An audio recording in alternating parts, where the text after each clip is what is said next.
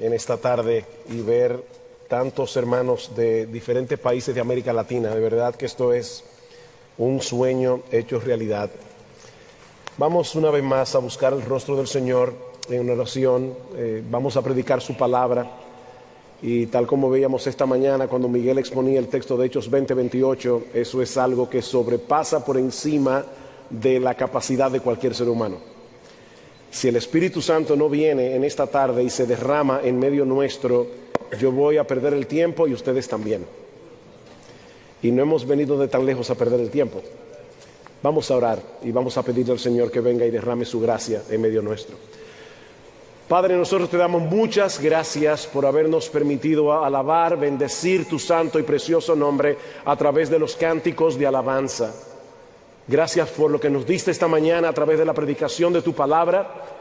Pero Señor, lo que hiciste fue abrirnos el apetito. Ahora queremos más de ti, ahora queremos más de tu palabra. Queremos, oh Señor, que tú derrames tu Espíritu Santo en medio nuestro. Háblanos, oh Señor, y prepara nuestros corazones para recibir tu palabra. Que Cristo y solo Cristo sea exaltado en esta tarde, porque te lo pedimos en su nombre y para su gloria. Amén. En el año 1512, 20 años después de que los españoles llegaran a nuestra isla, la Hispaniola, es decir, 5 años antes de que Lutero clavara las 95 tesis que dieron inicio a la Reforma, se comenzó a construir en la ciudad de Santo Domingo la primera catedral del Nuevo Mundo. Como era típico en las catedrales medievales en esa época, el púlpito se encuentra a un lado del ala principal, mientras que el altar para la celebración de la misa se encuentra en el medio. Y por supuesto, hermanos, hay una teología detrás de esa disposición. El elemento más importante del culto católico romano es la misa, no la predicación de la palabra. Pero a raíz de la reforma del siglo XVI, los protestantes dieron tal preeminencia a la predicación en el culto congregacional que colocaron el púlpito donde antes estaba el altar. Y ese ha sido uno de los distintivos de las iglesias herederas de la Reforma a través de los siglos, el lugar central que ocupa la predicación de la palabra en sus cultos congregacionales en el día del Señor. Pero mis hermanos, lamentablemente, esa perspectiva se ha ido desvaneciendo en las últimas décadas en muchas iglesias evangélicas alrededor del mundo. Cada vez es mayor el número de personas que considera que la predicación jugó un papel predominante en una época de la historia de la iglesia donde los libros eran escasos, donde no teníamos radio, televisión, internet. Pero los medios de comunicación han avanzado tanto en los últimos años que muchos se cuestionan si no debiéramos ponernos a tono con la época en la que nos ha tocado vivir y ministrar.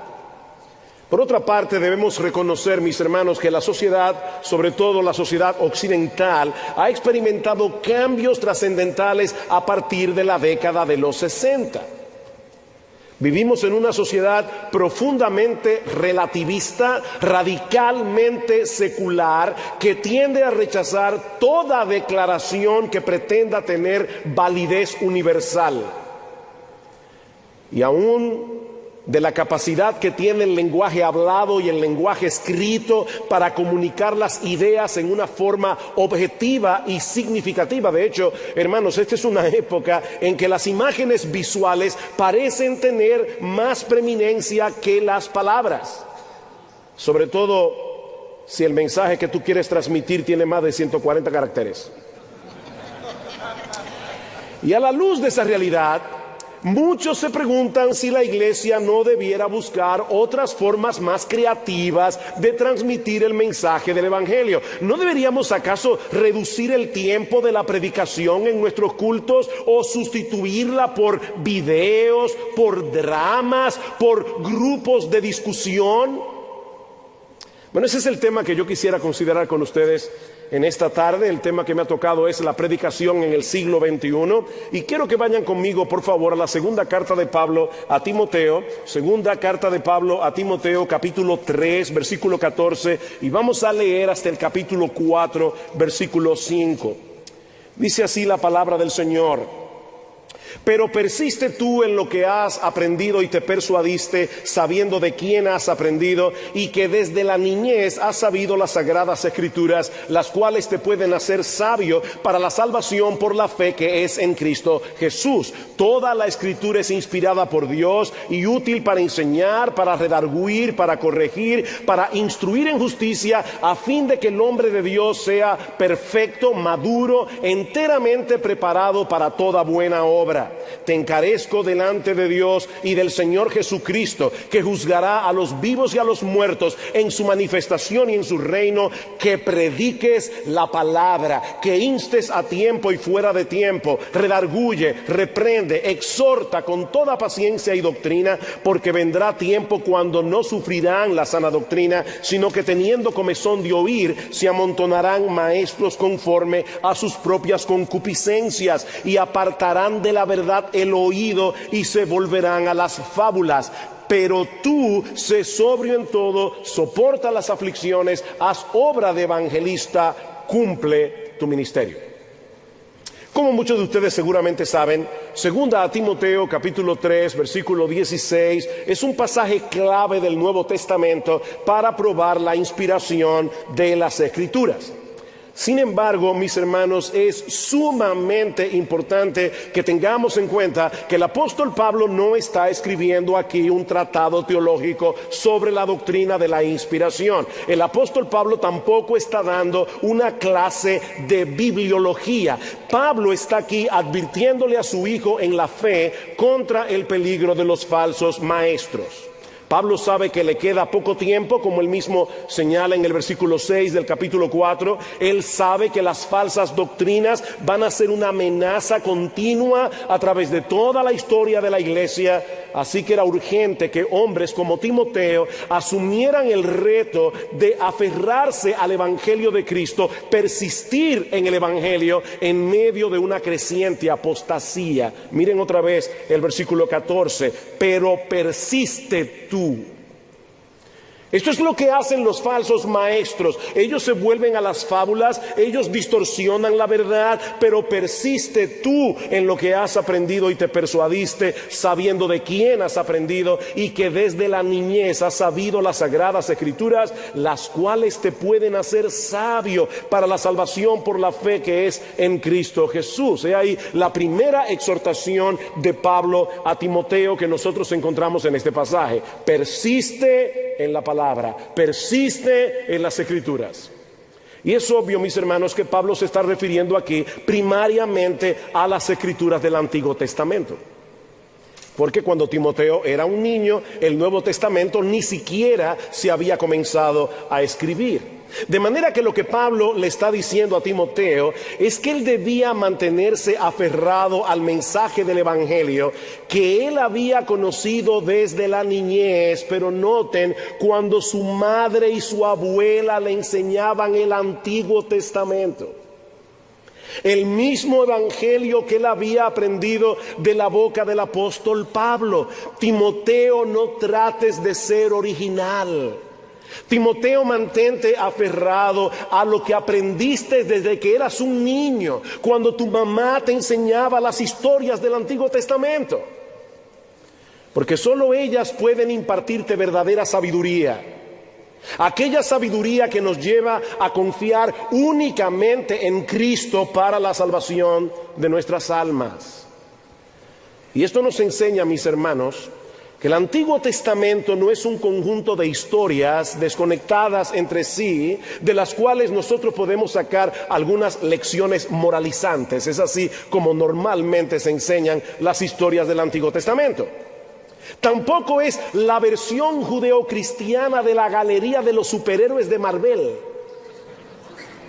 que están allí para que nosotros los imitemos: Pablo, Abraham, David. No, mis hermanos, detrás de todas esas historias que nosotros encontramos en el Antiguo Testamento, hay una gran historia de redención en que gira en torno a la persona y a la obra de nuestro bendito Señor y Salvador Jesucristo. Y esa es la clave para interpretar todas las Escrituras de acuerdo a lo que el Señor mismo dice a los discípulos que iban camino a Emaús. ¿Recuerdan en Lucas capítulo 24? Cómo el Señor se encuentra con dos discípulos que van camino a la aldea de Emaús y le dicen al Señor todo apesadumbrado: ¿eres tú el único forastero que no sabes lo que ha sucedido aquí en Jerusalén? Que ese en el que nosotros confiábamos, en el que nosotros creíamos que iba a redimir a Israel, fue muerto en una cruz romana. ¿Y qué les dice el Señor? Oh insensatos y tardos de corazón, para creer todo lo que los profetas han dicho. Y dice que a partir en el versículo 26 de Lucas 24, dice que Cristo comenzó desde Moisés y siguiendo por todos los profetas y les enseñaba en todas las Escrituras lo que de él decían. Cristo es el tema de la Biblia. Cristo es el tema del Antiguo Testamento. Mis hermanos, el gran propósito de Dios al darnos su palabra, Antiguo y Nuevo Testamento, es hacernos lo suficientemente sabios de modo que busquemos la salvación únicamente en Cristo por medio de la fe. Así que, predicador, si tú estás predicando las Escrituras y no te encuentras por ninguna parte con Cristo en tu predicación, te extraviaste de camino. Te extraviaste de camino, porque Cristo es el tema de la Biblia. Cristo es el centro de la Biblia. Cristo es la gloria de la Biblia. Y es en ese contexto que ahora Pablo le recuerda a Timoteo el origen y la suficiencia de las Escrituras. ¿Notan que no es una clase aislada de bibliología que Pablo está dando aquí? Es en ese contexto que Pablo le dice a Timoteo, versículo 16, toda la Escritura es inspirada por Dios. Y esta palabra que se traduce como inspirada significa literalmente Dios alentada o Dios inspirada. Así como por la palabra del Señor fueron hechos los cielos y la tierra y todo el ejército de ellos por el aliento de su boca, dice en el Salmo 33, versículo 6, de la misma manera, mis hermanos, las sagradas Escrituras se originaron de principio a fin en la mente de Dios. Cuando la Biblia habla, es Dios el que habla. Como dice Kevin DeJohn, cada libro, cada capítulo, cada línea, cada palabra de la Biblia fue soplada por el aliento de Dios. Por eso Cristo dice en Mateo capítulo 5, versículo 18, que ni una tilde ni una jota pasará de la ley hasta que todo se haya cumplido. Y el Señor se está refiriendo allí a la letra más pequeña del alfabeto griego, la iota. Y la tilde, si podemos compararlo con el español, ustedes han visto que la P y la R se diferencian en que la R es una P con bastón. Bueno, ese bastón es la tilde. O sea, Cristo está diciendo ni siquiera eso, esa pequeña marca que diferencia una letra hebrea de la otra o una letra griega de la otra, ni siquiera eso va a pasar de las Escrituras hasta que todo se cumpla, porque hasta eso fue inspirado por el Espíritu de Dios. Eso quiere decir, mis hermanos, que nosotros no podemos escoger de la Biblia los mandamientos que vamos a obedecer. Nosotros no podemos escoger de la Biblia las doctrinas que queremos creer. Toda la Escritura es inspirada por Dios, desde Génesis hasta Apocalipsis. Y precisamente por eso toda la Escritura, dice Pablo, es útil. Toda la Escritura es beneficiosa, no solamente los Salmos, no solamente Proverbios. Toda la Escritura es inspirada, toda la Escritura es útil, toda la Escritura es beneficiosa, ventajosa, apropiada para llevar a cabo el propósito que Dios tenía en mente cuando la inspiró. Toda la Escritura es inspirada y útil para enseñar, para redarguir, para corregir, para instruir en justicia, a fin de que el hombre de Dios sea perfecto, de que el hombre de Dios sea maduro. Y me encanta esta palabra, enteramente preparado para toda buena obra. Literalmente Pablo dice en el texto griego, súper equipado para toda buena obra. En otras palabras, esa misma Escritura que nos hace sabios para la salvación por la fe que es en Cristo Jesús, es la misma que usa Dios para llevarnos a la madurez, para santificarnos y para súper equiparnos para toda buena obra. Por medio de la Biblia somos salvados, por medio de la Biblia somos santificados. ¿Cuál es la oración del Señor en Juan 17? Santifícalos en tu verdad, tu palabra es verdad. Dios salva por medio de su palabra, Dios santifica por medio de su palabra. ¿Recuerdan ustedes aquella historia del rico y Lázaro en Lucas capítulo 16? Cómo el rico va al infierno y allí le pide a Abraham: Padre Abraham, manda a Lázaro que vaya a mi casa y le predique la palabra a mis hermanos. ¿Qué le dice Abraham en la historia que Cristo cuenta? A Moisés y a los profetas tienen, óiganlos. No, Padre Abraham, pero él sabía que sus hermanos no leían la Biblia, así que no es de esa manera. Si Lázaro se levanta de la tumba y llega a casa y le dice a mis hermanos: yo soy Lázaro, yo morí y resucité, ¿verdad? Como ese libro que hay ahora del niño que fue al cielo. Mira, déjame decirte algo: si tú necesitas leer la historia de ese niño para saber que se puede ir al cielo, tú tienes problemas. Cristo le dice en boca de Abraham aquí: si no oyen a Moisés y a los profetas, tampoco se persuadirán, aunque algunos se levanten de los muertos. Si no van a creer a través de las Escrituras, no van a creer de ninguna manera. Y de hecho, la misma Biblia lo comprueba, porque hubo un hombre que precisamente se llamaba ¿cómo? Lázaro, al cual Cristo resucitó. ¿Y qué quisieron hacer los fariseos con Cristo cuando resucitó a Lázaro? Matar a Jesús y matar a Lázaro. Nadie va a creer si no es a través de la Biblia. Nadie va a ser santificado si no es a través de la palabra de Dios. Ahora bien, si la Biblia es el instrumento que Dios usa para salvar y santificar al creyente, ¿cuál es entonces la responsabilidad primaria que tenemos nosotros como ministros del Evangelio? Y eso nos lleva a la segunda exhortación del texto, capítulo 4. Timoteo, te encarezco delante de Dios y del Señor Jesucristo, que juzgará a los vivos y a los muertos en su manifestación y en su reino, que prediques la palabra. Yo le doy muchas gracias al Señor por esos hombres del pasado que dividieron la Biblia en capítulos y en versículos. Imagínense qué lío, ¿verdad?, si no tuviéramos capítulos y versículos. Pero a veces la Biblia está dividida en capítulos en lugares no apropiados. Esa división no es inspirada. Alguien de broma decía que el que dividió la Biblia en capítulos estaba sentado en un burro. Cada vez que el burro saltaba, ahí dividió un capítulo. Y a veces el burro saltaba en el momento más inoportuno. El punto es que nosotros tenemos que tener cuidado, porque podemos leer hasta el versículo 17 del capítulo 3 y luego leer el capítulo 4 desconectado del capítulo 3. Y Pablo sigue hablando del mismo tema. Pablo tiene la misma preocupación. Pablo dice: Timoteo, esa palabra inspirada, esa palabra que es suficiente para salvar y santificar, ahora, Timoteo, yo te exhorto, yo te encargo que prediques esa palabra. Tan pronto nosotros escuchamos la palabra predicación en el día de hoy, de inmediato nosotros la relacionamos con lo que ocurre en las iglesias cristianas en el día del Señor. Pero en los días del apóstol Pablo, esta palabra no tenía una connotación religiosa, sino más bien política. Es la palabra keruso que usa Pablo aquí y en otros pasajes del Nuevo Testamento, y que significa anunciar en alta voz como un heraldo.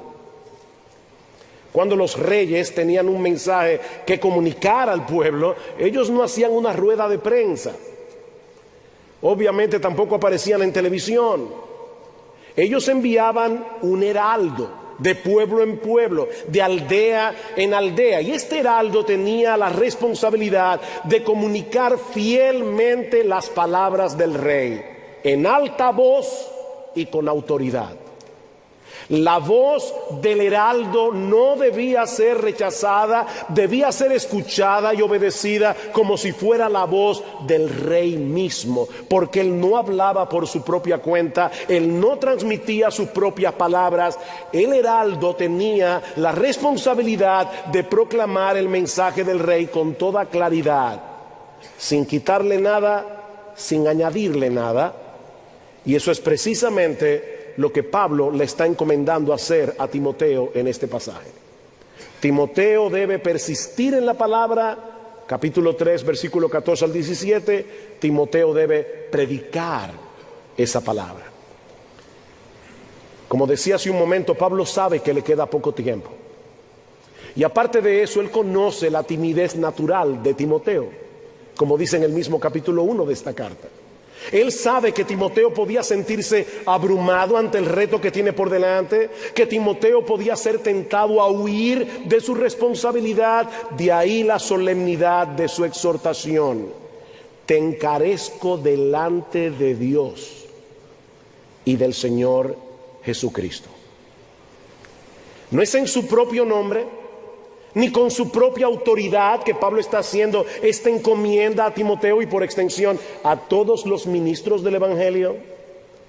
Es Dios mismo, Timoteo, el que te constituyó como embajador de Jesucristo, como decía Miguel esta mañana, ante el cual darás cuenta algún día cuando se siente en su trono a juzgar a los vivos y a los muertos. Así que, Timoteo, no importa cuán difícil y peligrosa sea la tarea que se te ha encomendado, debes mantener la vista puesta en aquel día cuando estés en la presencia del Señor, anhelando escuchar estas palabras de su boca. Bien, buen siervo y fiel. En lo poco fuiste fiel, en lo mucho te pondré, entra en el gozo de tu Señor. Pablo tenía una relación muy especial con Timoteo. Timoteo era su hijo en la fe, era el hombre de su confianza, era su mano derecha. Pero Pablo quiere dejar bien claro en la mente de Timoteo que este encargo no era personal. No es como su mentor que él se está dirigiendo a Timoteo en este pasaje, sino como un apóstol de Jesucristo, revestido con toda la autoridad de nuestro Señor y Salvador. Timoteo, esta encomienda trasciende la relación paternal que yo he tenido contigo todos estos años. Timoteo, es delante de Dios y del Señor Jesucristo que te estoy encomendando en esta hora que prediques la palabra.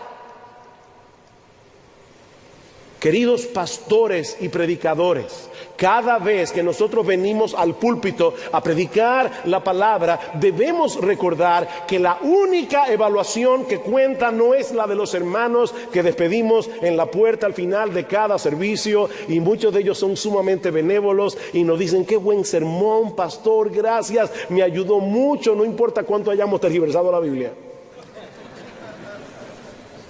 No fueron ellos los que nos llamaron a predicar. Así que no es la evaluación de los hermanos la que cuenta, mis hermanos. Pablo dice en 2 Corintios 2:17, yo recomiendo que todos los que predican la palabra aquí, todos pongan este texto enfrente del lugar donde estudian las Escrituras cada semana. Pablo dice: no somos como muchos que medran falsificando la palabra de Dios, sino que con sinceridad, como de parte de Dios y delante de Dios, hablamos en Cristo. Imagínate que tú estás en una conferencia como esta, el expositor no sabe que tú estás en el auditorio y de repente escuchas que él te está citando a ti, solo que torciendo un poco tus palabras aquí y allá, sacando algunas declaraciones de contexto, de tal manera que al final lo que él dice que tú dijiste no es realmente lo que tú dijiste. ¿Cómo te sentirías? Bueno, ahora imagínate que eres tú el que estás predicando y que es Dios el que está sentado en primera fila cada domingo, escuchando tu predicación atentamente, tomando notas. ¿Te estará mirando con cara de aprobación o con cara de preocupación? Bueno, esa es la realidad que Pablo está poniendo delante de Timoteo y por extensión delante de todos nosotros, ministros del Evangelio. Cuando tengamos que presentarnos en el tribunal de Cristo, ¿saben qué, mis hermanos? En ese momento, en la segunda venida del Señor, ¿no seremos evaluados por el tamaño de nuestras iglesias? ¿No seremos evaluados por la cantidad de sermones nuestros que han sido subidos a YouTube? ¿Ni cuántas personas lo escucharon? Somos administradores de los misterios de Dios, dice Pablo en 1 Corintios capítulo 4, versículo 2. Y lo que se requiere de los administradores es que cada uno sea hallado famoso. Que cada uno sea hallado original. No, lo que se requiere de los administradores es que cada uno sea hallado fiel. ¿Qué le dice Pablo aquí mismo a Timoteo en este texto que muchos conocen de memoria? Procura con diligencia presentarte a Dios, no a los hermanos, no a la iglesia, presentarte a Dios aprobado como obrero que no tiene de qué avergonzarse. ¿Y cuál es ese obrero que no tiene de qué avergonzarse? Aquel que usa bien la palabra de verdad. Así que esta es una encomienda bien solemne. Timoteo, te encomiendo delante de Dios y del Señor Jesucristo. ¿Y cuál es la encomienda? ¿Cuál es esa cosa tan solemne que Pablo tiene que exhortar a Timoteo y que reviste de tanta seriedad? Que prediques la palabra. Que prediques la palabra. Si toda la escritura es inspirada por Dios y suficiente para salvar y santificar, entonces, Timoteo, dedica todo tu esfuerzo, todas tus energías a predicar esa palabra. Ese debe ser el corazón de tu ministerio. Predica la palabra. Predica la palabra. ¿Saben que yo tengo la convicción de que una de las razones por las cuales en muchos púlpitos hoy no se está predicando la palabra de Dios es porque los predicadores ya perdieron la confianza en la inspiración y la suficiencia de las escrituras? Ese es el problema. Timoteo, predica la palabra, porque solo la palabra es inspirada por Dios, solo la palabra salva, solo la palabra santifica. Ahora, ¿qué significa eso? ¿Qué significa predicar la palabra? Pero pongan mucha atención, porque lo que voy a decir es bien profundo. Predicar la palabra significa predicar la palabra. Es predicar la palabra. Mis hermanos, es lamentable, pero muchos predicadores suben al púlpito con su Biblia, pero la usan como una rampa de lanzamiento, desde la cual sale el satélite hacia el espacio y comienza a orbitar alrededor de la Tierra sin tener ningún contacto con la rampa de lanzamiento. Ellos citan la Biblia y después comienzan a hablar de un montón de cosas y teorías y estadísticas y datos científicos y no sé qué cosa. Predica la palabra. Nosotros fuimos llamados a proclamar lo que Dios ha dicho en su palabra, en vez de usar la palabra como una excusa para dar a conocer nuestras opiniones y pensamientos. Por eso alguien decía que los predicadores necesitamos recordar continuamente que el poder de la predicación no reside en la predicación.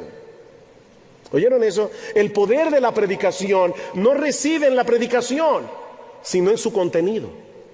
En otras palabras, no es nuestra predicación la que hace eficaz el Evangelio, es el Evangelio lo que hace eficaz nuestra predicación. Así que no venimos al púlpito a exponernos a nosotros mismos, no venimos al púlpito a dar una charla de autoayuda, no venimos al púlpito a decir a las personas cómo vivir su mejor vida ahora. No. Decía Martín Lutero, el púlpito es el trono de la palabra de Dios. El púlpito es el trono, no del predicador, es el trono de la palabra de Dios. Es esa palabra la que debe ser expuesta para la gloria de Dios y para el bien de las almas que nos escuchan cada domingo. Es sorprendente pensar en el Señor Jesucristo como predicador. Miguel decía esta mañana como en Lucas y en Marcos capítulo 1 dice lo mismo, que cuando él comenzó su ministerio, Marcos resume el ministerio del Señor en Galilea como vino predicando el evangelio del reino de Dios. Dios tiene un solo hijo y es predicador. Jesús vino predicando. Ahora escuchen lo que dice Jesús de su predicación. Mi doctrina no es mía, sino de aquel que me envió. El que quiera hacer la voluntad de Dios conocerá si la doctrina es de Dios o si yo hablo por mi propia cuenta. El que habla por su propia cuenta, su propia gloria busca. Juan capítulo 7. El que expresa sus propias opiniones está buscando su propia gloria. Pero el que busca la gloria de Dios predica la palabra de Dios. Escuchen a Cristo otra vez, porque yo no he hablado por mi propia cuenta. Me encanta esto. El Padre que me envió, Él me dio mandamiento de lo que he de decir y de lo que he de hablar. Y sé que su mandamiento es vida eterna. Así pues, lo que yo hablo, lo hablo como el Padre me lo ha dicho. ¡Wow! El Hijo de Dios, el Dios encarnado, la segunda persona de la Trinidad, no se atrevió a hablar por su propia cuenta. ¿Quiénes somos nosotros?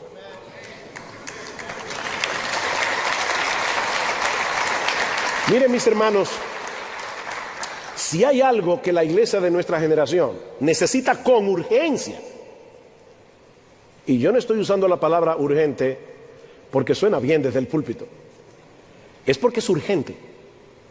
Si hay algo que la iglesia de nuestra generación necesita con urgencia, son predicadores que se dediquen en cuerpo y alma a interpretar, explicar y aplicar las sagradas escrituras. La debilidad de la iglesia en nuestra generación se debe en gran medida a la debilidad de sus púlpitos. Debemos orar, hermanos, de verdad, orar incesantemente que Dios levante hombres, siga levantando hombres en América Latina y siga levantando hombres en todo el mundo que prediquen fielmente la palabra como embajadores del Dios Altísimo. Yo creo que fue Barnhouse que dijo una vez que si él supiera con toda seguridad que el Señor Jesucristo va a venir dentro de 3 años, ¿saben lo que él haría? Se pasaría 2 años estudiando la Biblia y 1 predicándola, para estar seguro de que lo que está predicando en ese año es lo que dice la Biblia. Pero Pablo no solo dice a Timoteo que debía predicar la palabra, sino que ahora le da otras exhortaciones dentro de la misma exhortación.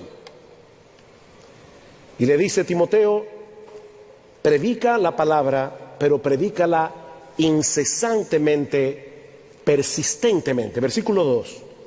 Que prediques la palabra, que instes a tiempo y fuera de tiempo. Que instes a tiempo y fuera de tiempo. Timoteo, debes predicar la palabra en las oportunidades que Dios te da, cuando la gente te quiere oír. Pero también debes predicarla cuando el tiempo no parece propicio y cuando la gente no quiere seguir oyendo. A tiempo y fuera de tiempo. Eso fue lo que le dijo el Señor a Ezequiel en Ezequiel capítulo 2 versículo 7. Dice: les hablarás pues mis palabras, escuchen o dejen de escuchar, porque son muy rebeldes. Ezequiel predica la palabra, Timoteo predica la palabra. No importa cómo responda el auditorio, predica la palabra. Escuché a alguien decir recientemente que nosotros no debemos mantenernos predicando fielmente la palabra de Dios solo cuando nos parece que está viendo frutos. Hay personas que están predicando la palabra, la iglesia parece que no está creciendo, al lado le instalan una sucursal de falsoprofeta.com y esta iglesia está abarrotada de gente. Cada domingo no caben en el parqueo. Y ahí está este pastor predicando la palabra. ¿Qué debe hacer? No parece haber frutos. Bueno, déjame decirte lo que de ninguna manera debes hacer. No debes dejar de predicar la palabra para hacer otras cosas que parecen más atractivas, que parecen más emocionantes y que probablemente darán frutos artificiales. Mantente predicando la palabra de Dios a tiempo y fuera de tiempo. ¿Que sabes lo que puede ocurrir? Que si el Señor lo quiere, porque Él es soberano, a su tiempo Él te visitará y usará la palabra su palabra para traer vida en medio de un valle de huesos secos. ¿Recuerdan Ezequiel 37? Ese valle lleno de huesos y el texto dice secos en gran manera. ¿Vivirán esos huesos? ¿Tú lo sabes, Señor? Bueno, Ezequiel profetiza sobre esos huesos. Y el Espíritu de Dios, por medio de la palabra, trajo vida en medio de un valle de huesos secos. Predica la palabra incesantemente. Por otra parte, Pablo exhorta a Timoteo a predicar la palabra pastoralmente. Pastoralmente, que prediques la palabra, que instes a tiempo y fuera de tiempo, redarguye, reprende, exhorta con toda paciencia y doctrina. Muchas cosas que el pastor tiene que hacer por medio de la palabra de Dios. Y créeme, si predicamos fielmente todo el consejo de Dios, con toda seguridad vamos a exponer el error, vamos a exponer los pecados de los que nos escuchan para poder traerlos a la fe y al arrepentimiento.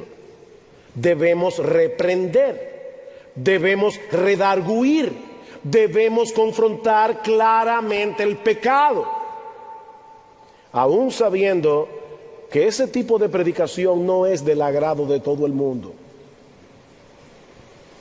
Oí la historia de unos diáconos que se acercaron al pastor y le dijeron: bueno, pastor, por la reacción que hay en la gente de la iglesia, parece que usted está rascando el gato al revés. Y este pastor le dijo muy sabiamente: entonces volteen al gato. Volteen al gato. Yo voy a seguir predicando lo que tengo que predicar, pero no te quedes ahí. Pablo, le dice a Timoteo que él debe también exhortar, alentar, estimular con toda paciencia y doctrina. Luego de haberles mostrado su pecado, llévalos a la cruz. No los dejes en su pecado. Mis hermanos, la culpa no motiva, y la culpa viene de Dios. La culpa es el aparato sensitivo que Dios le ha dado al alma para saber que algo no anda bien. Pero Dios nos dio la culpa. ¿Saben para qué? Para llevarnos a la fe y al arrepentimiento, para llevarnos y atraernos con cuerdas de amor a la cruz del Calvario. Así que sí, confróntalos con su pecado, pero luego llévalos a la cruz, donde Cristo pagó nuestra deuda con la justicia de Dios hasta el último centavo. Muéstrales a Cristo, llévalos a Cristo. Ahora es interesante que Pablo le diga a Timoteo: exhorta con toda paciencia y doctrina. ¿Por qué con toda paciencia? Porque Dios tiene su tiempo para obrar por medio de su palabra. Y yo no sé si ustedes se han dado cuenta, pero generalmente el tiempo de Dios no coincide con el nuestro. Dios tiene su tiempo. Así que predica y espera. Nosotros quisiéramos, ¿verdad?, los pastores que estamos aquí, predicar un domingo acerca del chisme y ya no hay más chisme en la iglesia hasta que Cristo vuelva. Pero mira, si eso es lo que tú estás esperando, mejor siéntate a esperarlo,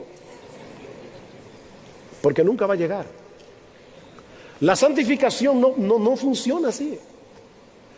Predica con toda paciencia y doctrina. Predica la palabra. ¿Cómo debemos hacerlo? Incesantemente, debemos hacerlo pastoralmente. Pero ahora Pablo le hace ver a Timoteo la razón por la que él debía predicar la palabra de ese modo. Versículo 3. Porque vendrá tiempo cuando no sufrirán la sana doctrina, sino que teniendo comezón de oír, se amontonarán maestros conforme a sus propias concupiscencias y apartarán de la verdad el oído y se volverán a las fábulas. Mis hermanos, ¿ustedes se están dando cuenta de lo que Pablo está hablando aquí? Se amontonarán maestros. ¿Quiénes? O aquellos que quieren oír esos maestros. Ellos se amontonarán para sí maestros, que les digan lo que ellos quieren oír.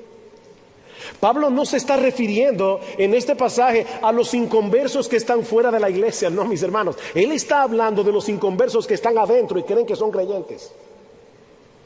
Él está hablando de esos incrédulos que se han bautizado, que son miembros de la iglesia y que no quieren escuchar una predicación fiel de las Escrituras. Ellos quieren que los predicadores les digan lo que ellos quieren oír. Alguien decía que los falsos maestros no tendrían una plataforma si las iglesias no estuvieran llenas de personas como las que Pablo describe aquí.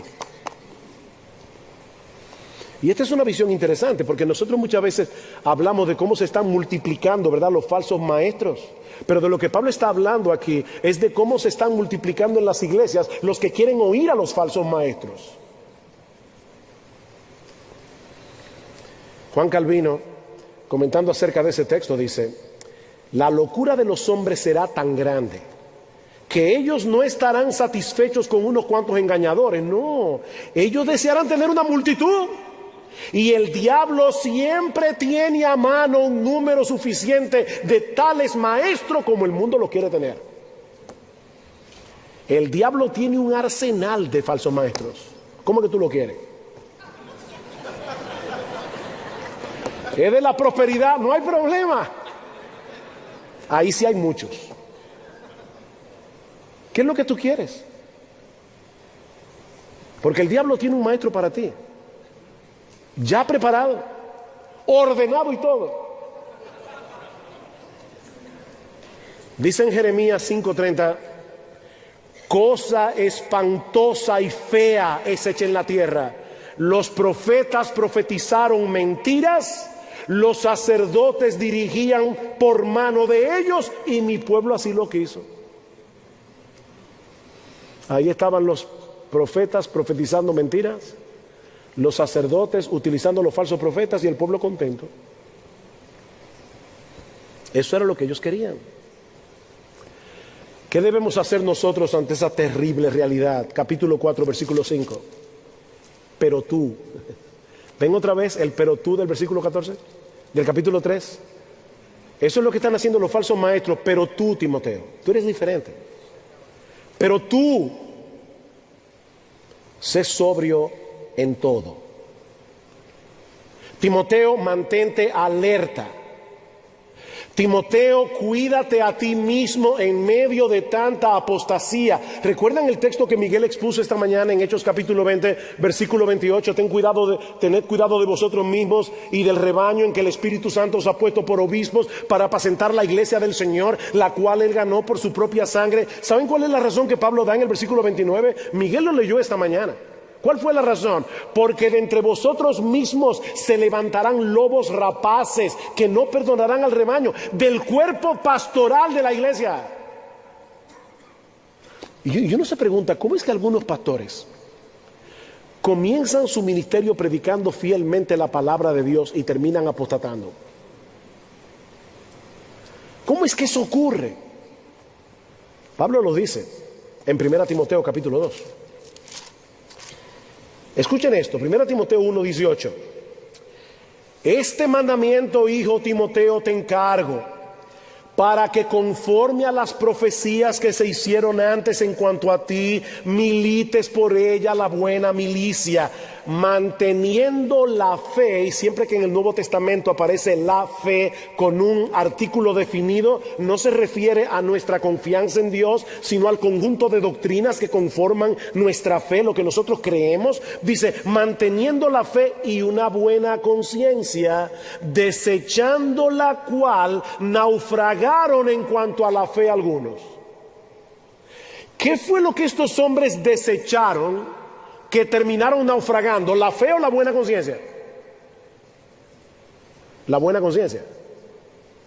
En otras palabras, estos hombres comenzaron a predicar la palabra, pero como sus vidas no se ajustaban a lo que dice la palabra, como tenían una doble vida, poco a poco comenzaron a torcer las Escrituras para acomodarla al estilo de vida que ellos están viviendo.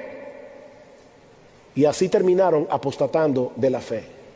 Y lo triste, hermanos, es que muchos de esos hombres todavía están en los púlpitos predicando la palabra. Predicando la palabra, muy entre comillas. Por eso Pablo le dice a Timoteo, sé sobrio. Sé sobrio en todo, Timoteo, mantente alerta, no te descuides. Versículo 5, soporta las aflicciones. Queridos pastores, debemos esperar las aflicciones. Predicar es una labor extenuante. Me contaba una pareja de nuestra iglesia que la profesora de su niño preguntó en el curso: ¿qué ustedes quieren ser cuando sean grandes?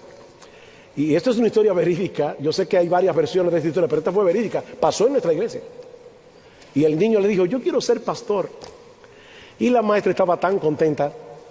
¿Y por qué tú quieres ser pastor? Dice: para tener más tiempo libre. Bueno, claro, es un niño, no entiende bien. Dice, él se para ir los domingos y habla. Eso es todo lo que hace durante la semana.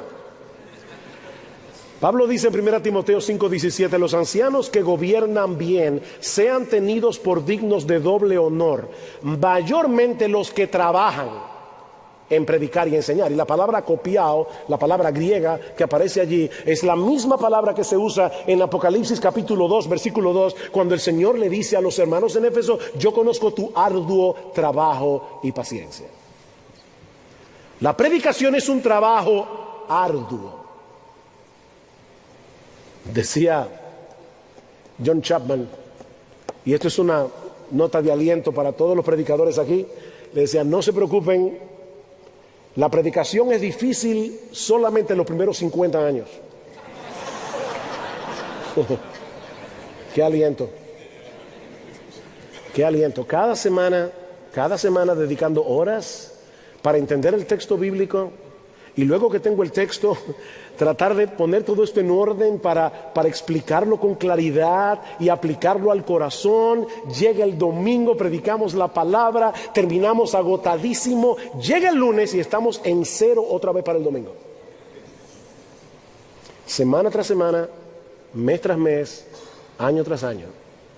Y súmale a eso que la predicación levanta una feroz oposición que comienza en las puertas mismas del infierno. Si hay alguien que es el blanco de ataque del diablo, es el predicador. Soporta las aflicciones. Soporta las aflicciones. Haz obra de evangelista. Haz obra de evangelista. Timoteo, predícale el evangelio a los perdidos. Y cuando se conviertan al Señor y vengan a la fe y al arrepentimiento, sígueles enseñando el evangelio, porque eso es exactamente lo que ellos necesitan para poder crecer en su fe. Me encanta como lo dice Tim Keller: el evangelio no es el ABC de la vida cristiana, el evangelio es desde la A hasta la Z de la vida cristiana. Haz obra de evangelista y finalmente cumple tu ministerio. Cumple tu ministerio. Miren, mis hermanos, lo que importa aquí no es cómo empezamos, es cómo terminamos. ¿Cómo terminamos? Cumple tu ministerio. Muchos siervos de Dios se descuidan al final de su vida y concluyen sus ministerios en una forma muy distinta a como empezaron. Cumple tu ministerio. Cuídate, Timoteo, para que termines bien. Decíamos al principio, y yo no sé ya si me pasé, si no me pasé, ¿a qué hora se supone que yo debía terminar? Que muchas personas están abogando por un cambio en las iglesias.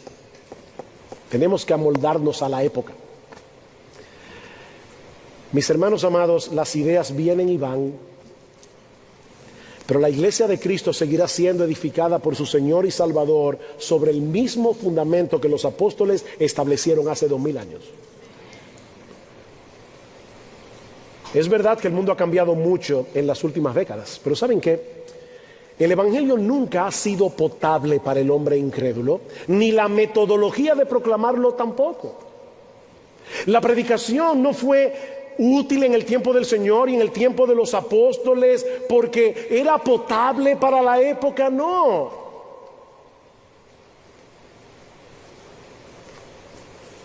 Nunca la cultura ha sido favorable a la predicación del evangelio.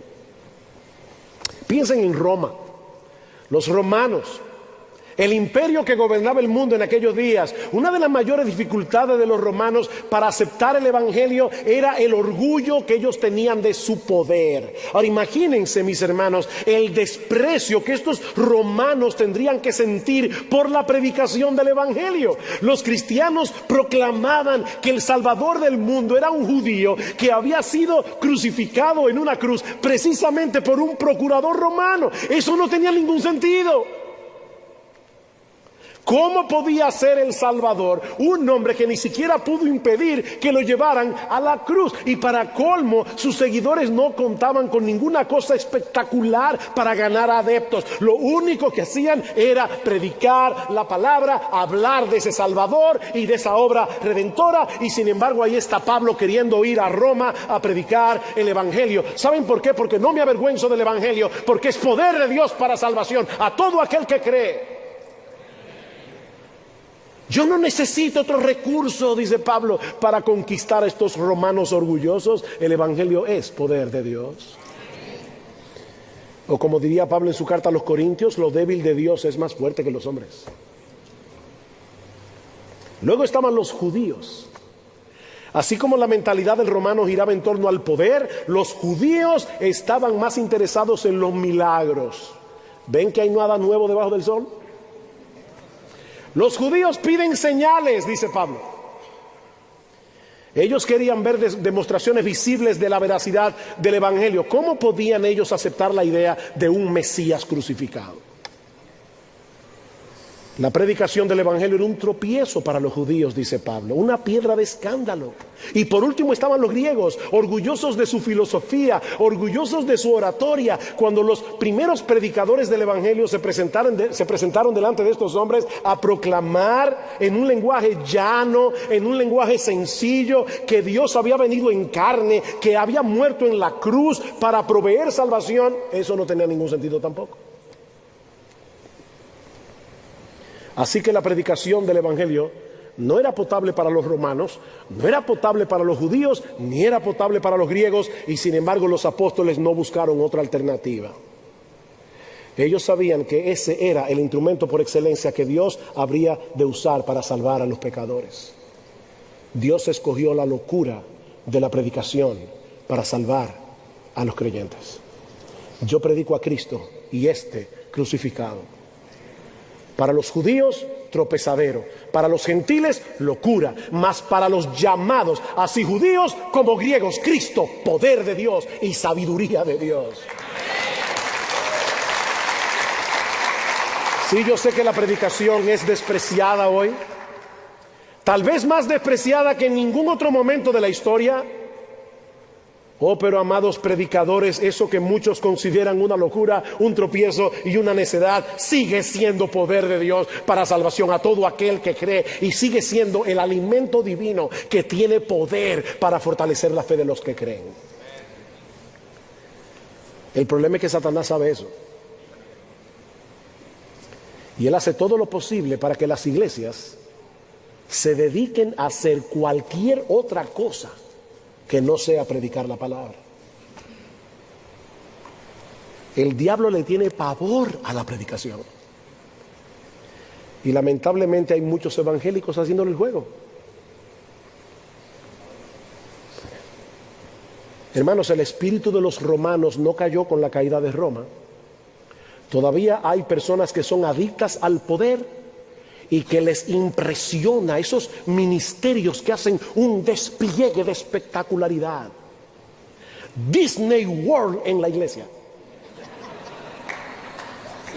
Tampoco ha desaparecido el espíritu de los judíos, ni el espíritu de los griegos. Mucha gente quiere ver señales y quieren oír discursos pomposos.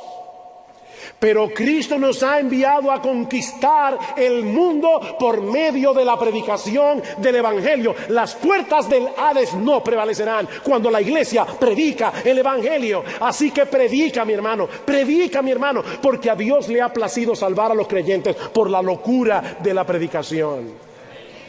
No permita, Dios, que seamos engañados y seducidos a deponer nuestras armas, porque no importa cuántos años nos separan del primer siglo, ni cuánto haya cambiado el mundo desde entonces, el Evangelio sigue siendo poderoso, porque proclama un poderoso Salvador, nuestro bendito Señor Jesucristo. Que el Señor nos conceda continuar siendo fieles a Él, mis hermanos, hasta que estemos en su presencia, de tal manera que podamos escuchar de sus labios: bien, bien, buen siervo y fiel. En lo poco fuiste fiel, sobre mucho te pondré. Entra en el gozo de tu Señor. Vamos a orar. Padre, gracias, Señor, por darnos esta oportunidad de predicar tu palabra. Gracias por estos amados hermanos que han venido de tantos lugares y se han congregado aquí. Señor, quisiéramos pensar que estamos viendo esa nube en el firmamento como la que vio el siervo de Elías. Una pequeña nube que luego se convirtió en una gran tormenta. Señor, sigue obrando en América Latina. Sigue obrando entre los hispanos aquí en los Estados Unidos. Sigue levantando hombres que prediquen la palabra fielmente, para la gloria de Cristo y no para su propia gloria. Ayúdanos, oh Señor. Permítenos ver con nuestros ojos un verdadero avivamiento del Evangelio en América Latina. Alabado sea tu nombre, en Cristo nuestro Salvador. Amén y amén.